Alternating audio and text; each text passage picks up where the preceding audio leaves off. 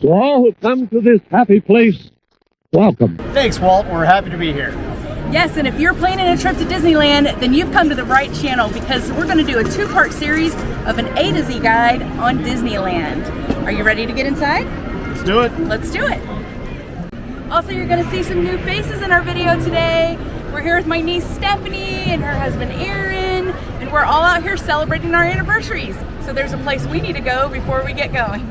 So our first stop was here at City Hall in Town Square, where we picked up anniversary buttons. Matt and I are celebrating 7 years And Disneyland. in Disneyland. And how many years are you guys celebrating? 15 years. Wow, 15. Congrats. Let's go have some fun. Who's ready? Yeah, Woo!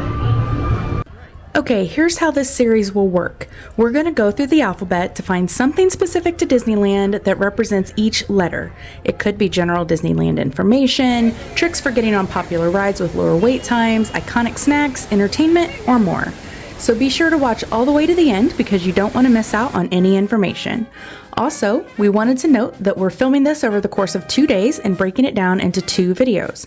So be sure to subscribe to our channel and ring that notification bell to get notified when part 2 is posted. And if we say anything that you find helpful, we'd love it if you'd hit that like button. This just helps YouTube know to share this video with other viewers like yourself. All right, let's get started. Okay, we're starting with the letter A, and for that, we're heading to Fantasyland for a wild ride on a caterpillar. And if you don't know what we're talking about, we're heading to Alice in Wonderland. We picked Alice to start our day because it can get long wait times and does not have lightning lane access, which is true for most of the rides in the Fantasyland area. We'll talk a little bit more about that later. But if you have younger kiddos, Fantasyland may be a great land to rope drop so you can get on the popular rides like Alice or Peter Pan's Flight with low wait times. Now, if you're not familiar with Alice, this is a slow-moving ride with no height requirement, so it's great for the family. You'll board a caterpillar and retrace the steps of Alice and her Wonderland adventures. Now, while this ride might not be the most thrilling, it's definitely a Disneyland classic, and it's been around since 1958. It's also exclusive to this park, so you won't find this ride at any other Disney park, and for that reason, it made our list of the A to Z must-dos at Disneyland. Now we're going to go ride a bobsled. Can somebody call a chiropractor for me? For the letter B, we walked right across the way to the Matterhorn bobsleds, which has been sending people's backs into misalignment since 1959. If you know, you know. Now, I know you're probably thinking that Matterhorn doesn't start with the letter B, so why is it next on the list? But there's a lot of cool stuff in this park for the letter M, and bobsled starts with B, so that's what we're going with. Now, there's a lot of cool stuff to mention for this ride, like it was the first tubular steel coaster in the world, or Imagineer Bob Gurr had to teach himself trigonometry to design the ride system. Can you even imagine that? It's also rumored to have a hidden basketball court inside for cast members. But I think Stephanie's the only one of us who has ridden this before, so before we talk about it, we better go check it out. Now, as you enter the queue, you'll notice there's 2 tracks, one on the Fantasyland side and one on the Tomorrowland side. The right track on the Tomorrowland side is a little faster and has more drops and tight turns, so it's known to be a little more rough. The left track on the Fantasyland side is a little bit smoother and a little longer, but it doesn't go quite as fast. So choose your own adventure wisely. Okay, future Joyce and Matt here. 2 days ago we rode the Matterhorn, which is right behind us, and we forgot to let you guys know what we thought about it. So, what'd you think about it, Matt? Well, it was a little rough. Not the smoothest coaster in the park for sure. Just a little rough. Just a little. Yeah, you're gonna feel that in the morning, but it's all good. It's all good. Yeah. It was one of those rides that you have to ride because it is a classic here at Disneyland. Would I ride it again? Probably not. It is a challenging vehicle to get in and out of once you reach a certain age in life, I feel like. Sometimes, and yeah, we definitely needed a chiropractor after getting off that ride, but it was fun. Glad I got to experience it. There's many things that make Disneyland unique for the letter C, but let's start with characters because characters really make these parks come to life. Okay, Matt, who's your favorite Disney character? So for me, Disney, I'm going to exclude Marvel and Star Wars. Those are separate IP in my opinion. So I'd probably go with Captain Jack Sparrow or my man Kronk. Kronk. By all accounts, doesn't make sense. Who's your favorite character? I would have to say Emperor Cusco because my wife says I sound just like him when I make sounds. And there's the wife. What's your favorite character? It has always been Tigger since I was very little. Tigger's great. Tigger's perfect. He's bouncy. He is bouncy. And for me, you can't go wrong with the classic Mickey and Minnie. I love them, and every time I'm in the parks, those are the characters that I make a priority to meet. And if you're used to Disney World, where you generally wait in line to meet characters, here you'll notice that they tend to roam around the parks more and interact with the guests. This is especially true here in the Fantasyland area, where you may find Peter Pan playing hide and seek, see your favorite Disney couple, or find Alice and the Mad Hatter around the teacups. And be aware, because you may even run into the evil queen. Characters have also been known to hop on rides from time to time, so be sure to keep those cameras on the ready. Now, I don't know about you, but I'm starting to get hungry, so let's talk about Disney dining. First off, Disney is great if you're trying to ball on a budget because they will allow you to bring your own food and snacks into the park. But if you don't want to do that, Disneyland offers quick service options where you walk up and order, or table service options where you can sit down and order from a menu. Quick service is generally easy to come by, and a lot of them have mobile order through the app, so that's a great way to plan ahead and save some time by avoiding lines. But table service can be a little bit tricky if you haven't planned ahead for it. So if you're researching and have your heart set on a popular dining location like the Blue Bayou restaurant, for example, you'll want to be sure to mark your calendars for 60 days prior to your trip. This is the day you can start booking advanced dining reservations on the Disneyland website or through your My Disney Experience app. And if you don't find a reservation, don't give up hope. Keep checking, because people switch reservations all the time, even the day of.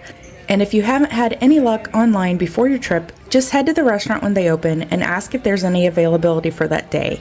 Usually they allow a little bit of availability for walk-ups, and if there is any, they'll add you to the list. Do you have your credit card ready? I do, as a matter of fact. Let's go do some shopping at the Emporium. Oh, before we do that, What? fun fact for today, their credit card systems are actually down. No joke. They only accept That's PayPal. So if today, if you didn't have your Lightning lanes already pre-purchased, you might be in trouble. Tip for later.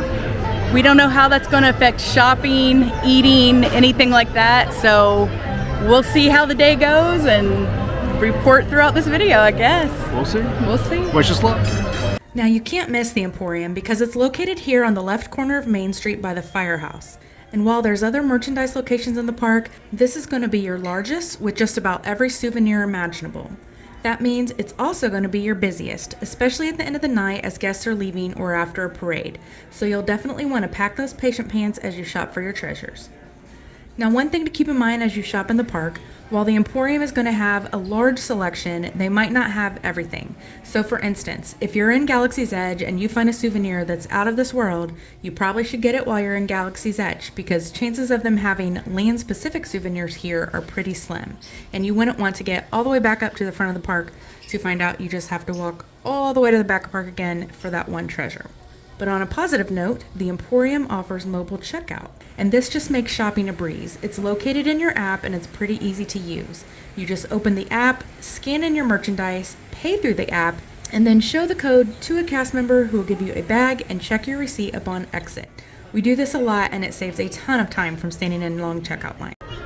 Okay, here's the verdict. The credit card payment system is working at a couple of registers inside the Emporium, and I picked up this cute little mini shoulder strap, so ready for the day. So the letter F has been a bit of a challenge for us because originally we're going to do either fireworks or Fantasmic, but unfortunately neither one of those is taking place while we're on this trip. But both are great entertainment options and definite must-dos if you're visiting the parks. But just a quick note for the fireworks, they don't happen every night due to noise regulations in the city of Anaheim. So if they aren't happening on the day you visit, there's usually a projection show instead. Also, just know that it's not uncommon to see people start to stake their spot for fireworks 45 to 60 minutes prior to showtime. Now, if fireworks aren't your thing, we recommend that you use that time to take advantage of lower wait times on the rides. Just note that some of the rides around the castle may close for safety reasons during the show. But for the letter F, let's talk about the fire station. It's located here in Town Square and has been in the park since it opened in 1955. Now, normally a fire station may not be the most exciting thing to see, but this one has a secret.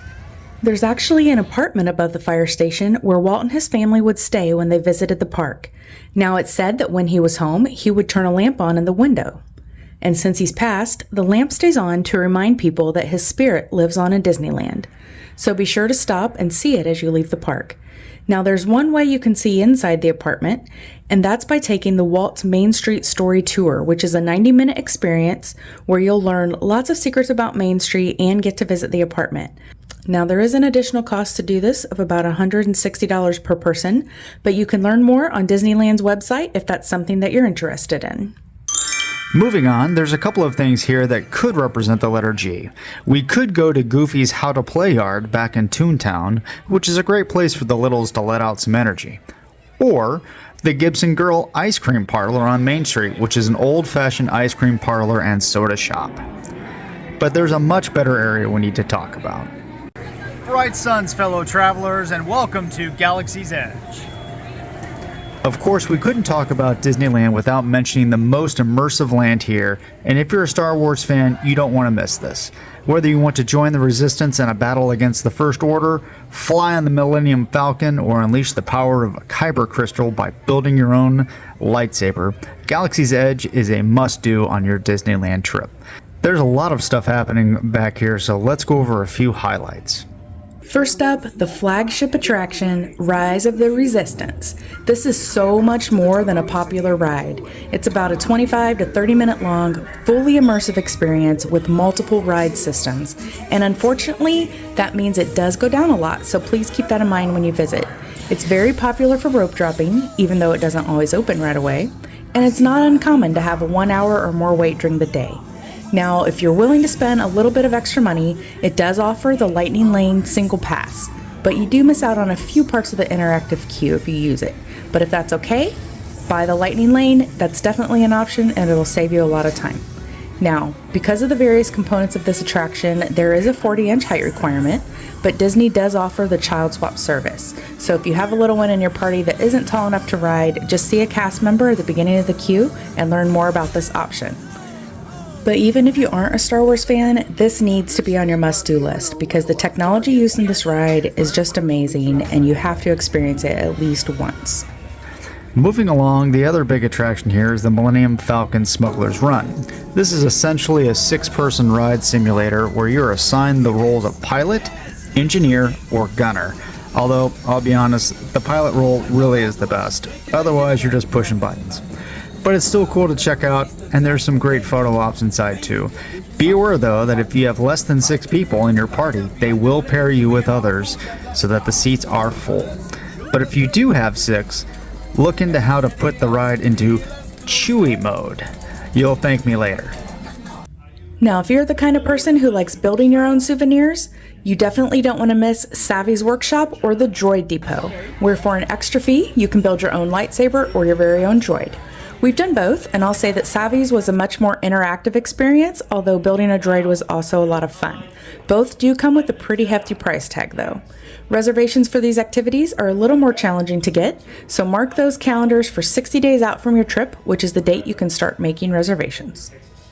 Also noteworthy here in Galaxy's Edge is the opportunity to interact with characters like Chewie and Rey or Kylo Ren and the Stormtroopers, eating space food at Docking Bay 7 or Oronto Roasters, or pretending to be Luke Skywalker by drinking blue or green milk from the milk stand. Aaron's gonna try the blue milk, see what he thinks. Pretty tasty. It's good, right? I like it. It's got like a cotton candy kind of taste to it almost.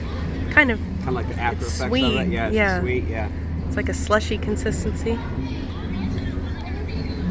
Well, I haven't tried it yet. We'll try it. Stephanie's trying it. She's on the phone with her boys at home.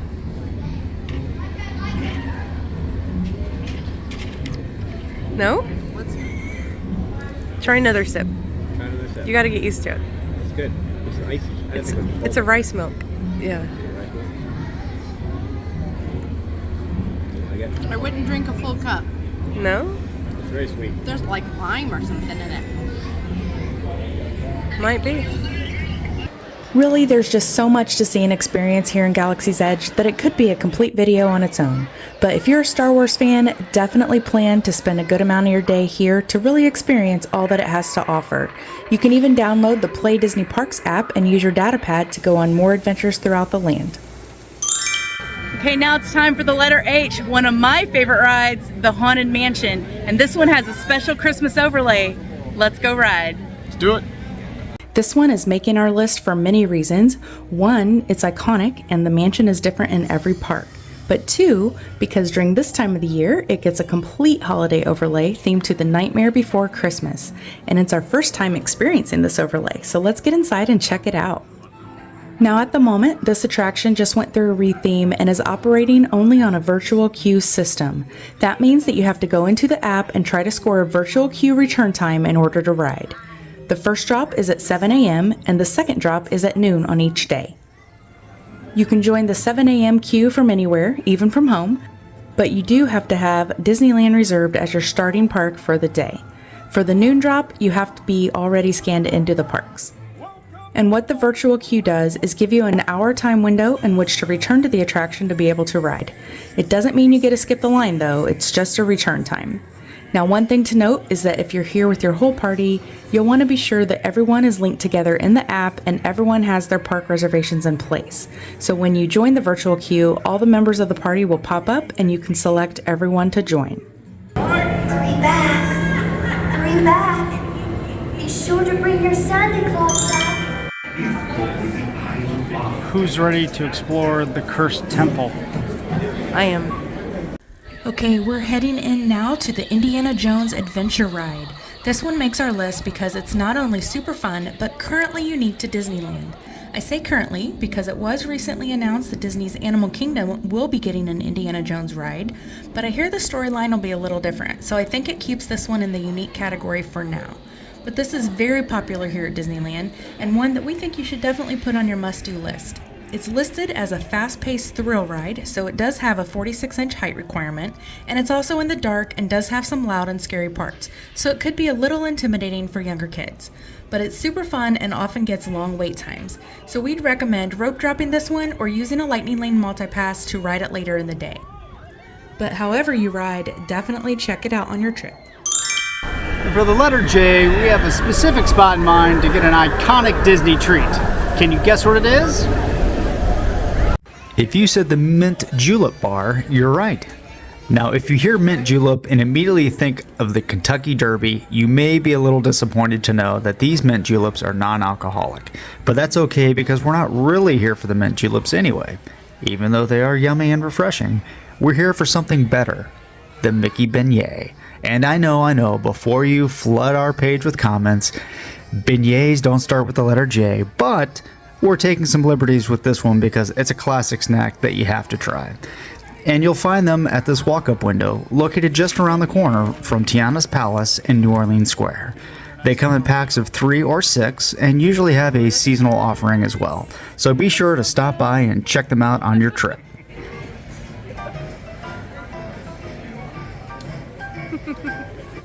Stephanie and Aaron's first time ever having a Mickey beignet. Let's see what they think about them. Very tasty. So much better than a regular donut. Agreed. These are a classic Disney snack. This is the best place to get them. 100% recommend.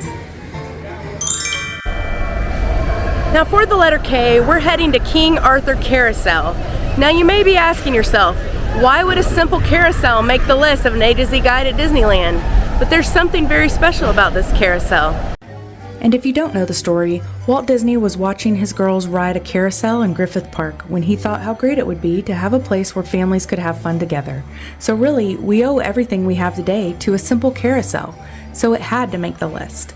But here's a couple of fun facts you may not know about this carousel. It was actually built in 1922 and operated at Sunnyside Beach Park in Toronto, Ontario. Now when it came to Disneyland, it was significantly altered and refurbished. More horses were brought in and the chariot benches were removed and ultimately repurposed to decorate the calliope tenders of the Casey Jr. circus train. Another fun fact is that every horse on the carousel has a name, and I hear there's a partial list of them in the City Hall on Main Street, USA. But there is one special horse here, and its name is Jingles. Jingles was Mary Poppins' horse from the movie, and it can be easily spotted because she's adorned with lots of beautiful gold jingle bells. Now, she was even dedicated to Julie Andrews on April 8th, 2008, by adding a monogram JA on the saddle flap, a painting of the talking parrot-handled umbrella on the quarter sheet, and the words Honorary Ambassador painted beneath the hidden Mickey on her cantle. So next time you're in the park, check it out and see if you can take a ride on Jingles. Well, that's a wrap for part 1 of our A to Z guide to Disneyland. We had a fantastic day in the park today. Matt, what was your favorite part of the day? Wow, I gotta tell you, the overlay on Haunted Mansion is definitely worth checking out. That was a real fun time. The end of the night projection show was pretty cool too. Be sure to check out part 2 of our series when it drops. Also, make sure to like and subscribe, ring that notification bell, and we'll see you next time.